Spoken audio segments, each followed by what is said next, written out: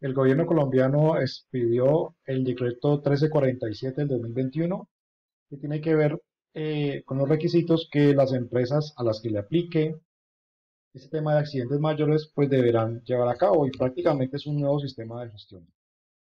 Y para eso voy a mirar qué propone en este documento el especialista Román Monzó en relación a cuál es una de tantas propuestas para hacer la evaluación e identificación de peligros para aquellas empresas que tengan gran almacenamiento de gases inflamables, que tengan almacenamiento de explosivos o que tengan productos altamente peligrosos.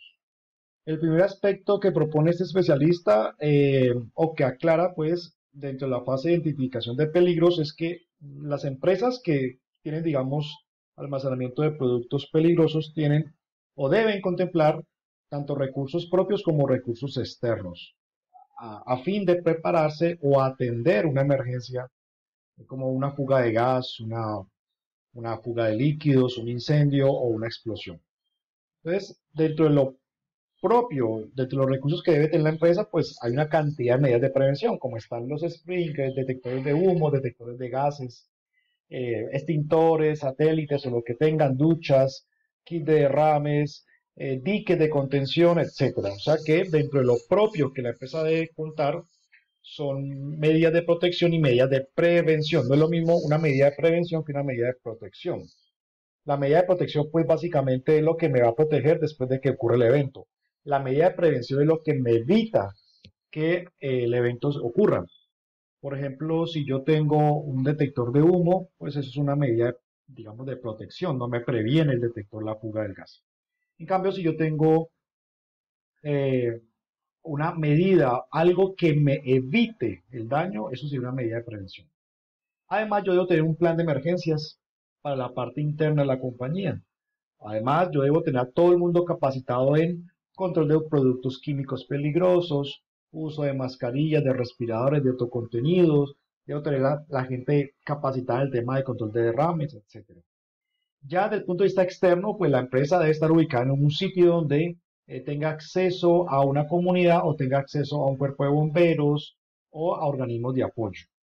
Yo también debo contemplar el plan de ayuda mutua. ¿Eso qué es? Pues básicamente es una planificación en donde yo me uno con otros vecinos o empresas vecinas, en donde vamos a coordinarnos para que el día que le ocurra algo al vecino o a mí, pues sepamos todos cómo actuar. Yo también debo garantizar de que debo informarle al público, a los vecinos sobre todo, cómo actuar en caso de que se presente una señal de emergencia, fuga de gases, etcétera. Ahora bien, dentro de los evaluación de riesgos, yo lo primero que hago es identificar qué peligros tengo. Aquí el autor utiliza identificación de riesgos, pero esto ya no es correcto. Ya uno hoy en día lo que habla es de identificación de peligros. Los peligros se identifican, los riesgos se evalúan. Pero bueno, así está en el documento. Entonces, lo que yo hago es identificar los peligros. Dentro de esos peligros identificados, yo tengo que comenzar a analizar cada riesgo. Y puede ser que hubo riesgos que yo no encontré. Eso es posible. Es decir, uno nunca identifica el 100% de los peligros. Y por lo tanto, no va nunca a evaluar el 100% de los riesgos. Hay riesgos que son aceptables, pero habrán riesgos que hay que corregir. Eh, Dentro de esos riesgos yo tengo que corregir, yo tengo que implementar, presupuestar qué tengo que mejorar. Por ejemplo, tengo que mejorar el sistema de sprinklers, tengo que mejorar las duchas, tengo que mejorar los diques porque están en muy mal estado, tengo que mirar si tengo que instalar trampas para el producto químico, etcétera.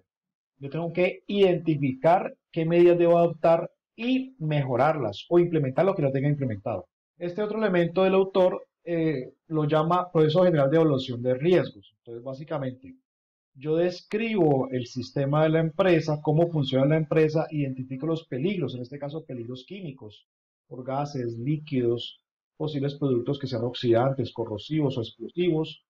Tengo que identificar los posibles accidentes. Tengo que estimar la probabilidad, si es muy probable que ocurra un accidente, una explosión, un incendio o no. Además, tengo que estimar las consecuencias.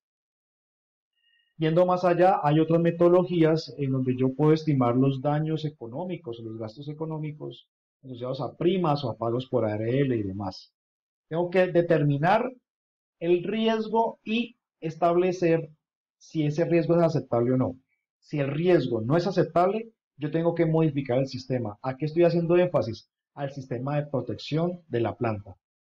Una vez yo hago esto, modifico el sistema hasta que la aceptación del riesgo sea, digamos, tolerable, ahí sí yo ya, digamos, termino el proceso de evaluación de riesgo.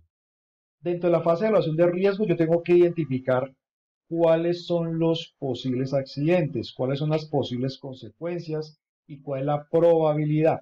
La probabilidad tengo que meterle pues datos cuantitativos o metodologías cuantitativas. En cambio, cuando yo identifico posibles consecuencias o posibles peligros por accidentes, pues eso ya son métodos cualitativos. Obligatoriamente, todas las empresas que tengan grandes cantidades de productos químicos deben implementar metodologías cualitativas o cuantitativas. Entonces, hoy en día hay una cantidad de métodos cual y cuantitativos que uno debe implementar para realmente hacer las mejoras, es decir, hacer mejoras en los métodos de intervención o los métodos de protección. Entonces está el método de fallos, el árbol de sucesos, el análisis de causas, el análisis de modos y efectos. Bueno, hay varios tipos de metodologías. Una de las que yo más recomiendo es el método HACCP. Básicamente esa metodología lo que te permite es identificar acciones de mejora. Mejora para evitar daños en el proceso, daños ambientales, daños en las personas y evitar accidentes. Es decir, una planta química que haya implementado el HACCP en todas las áreas, realmente es una planta que ya identificó los posibles daños, no solamente el proceso, sino también daños a la salud y a los trabajadores y ambientales. Es una planta que sería mucho más segura que aquella planta química que no tiene implementado un método HACCP, aunque hay otros métodos que uno puede implementar. Este método HACCP, que no es el único, pero sí es una de las muy buenas opciones, básicamente lo que uno hace es dividir la planta por subáreas, por nodos. Elige, por ejemplo, el área de fermentación y trabaja en fermentación, aplica unas palabras claves, identifica unas posibles causas de daños al proceso, a las personas, y luego finalmente lleva a cabo unas acciones que la misma metodología te va desarrollando. Esta metodología tiene que hacerse con un grupo grande de colaboradores, jefes, supervisores, mecánicos, eléctricos. Es una metodología muy interesante que es altamente recomendable para plantas químicas. Y finalmente, también la empresa debería estimar las consecuencias ante, por ejemplo, una explosión, un incendio, una fuga descontrolada, una pérdida de un producto químico. Entonces, de entre las consecuencias yo debo tener en cuenta el tipo de descarga. ¿Qué significa esto? Si fue un gas, un líquido, un vapor. El régimen de descarga es si fue control, si es continuo o discontinuo, qué tanto fue. Luego viene la cantidad de productos. Se me liberó 80 kilos, una tonelada del gas o del líquido. ¿Cómo se comporta el producto? Si el producto se va a quedar dentro de la empresa o va a salir a los vecinos o va a afectar a los vecinos. ¿A qué distancia ese producto se eh, puede descargarse? Hay una aplicación gratuita que se llama Aloha, Aloha, que te estima más o menos la distancia de fuga de un producto químico. Y finalmente yo tengo que determinar los daños asociados a esa posible fuga.